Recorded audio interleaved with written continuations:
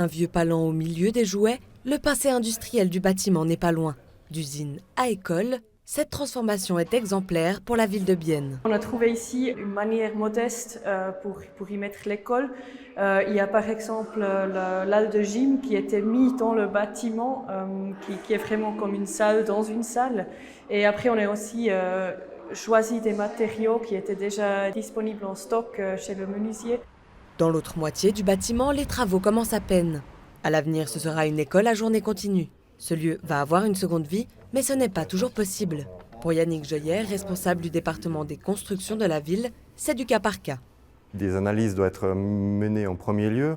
Ça veut dire qu'un bâtiment, s'il est tout d'un coup, il y a des problèmes de structure, de façade, mais qui sont grands, on doit pouvoir remettre en question est-ce que c'est vraiment, est-ce qu'on doit le garder, est-ce qu'on doit le démolir, est-ce que l'assainissement coûtera beaucoup plus cher que si on le démolit ou on le construit. Mais je pense que le premier réflexe, c'est de pouvoir vraiment analyser et pas tout de suite de dire on va démolir. À quelques centaines de mètres, autre cas de figure. Ici, à la crèche de Bubenberg, ce sont des mesures d'urgence qui doivent être prises, notamment pour sécuriser la structure porteuse du bâtiment.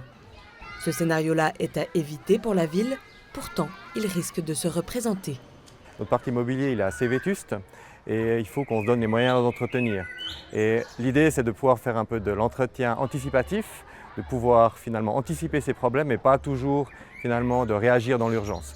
Donc c'est vraiment maintenant intéressant de voir vraiment une vision globale et puis de définir les priorités et puis prendre des mesures qui s'imposent. Les travaux à la crèche sont prévus entre juillet et octobre de cette année. Du côté de l'ancienne usine de la rue des Prés, les enfants devraient la découvrir cet été.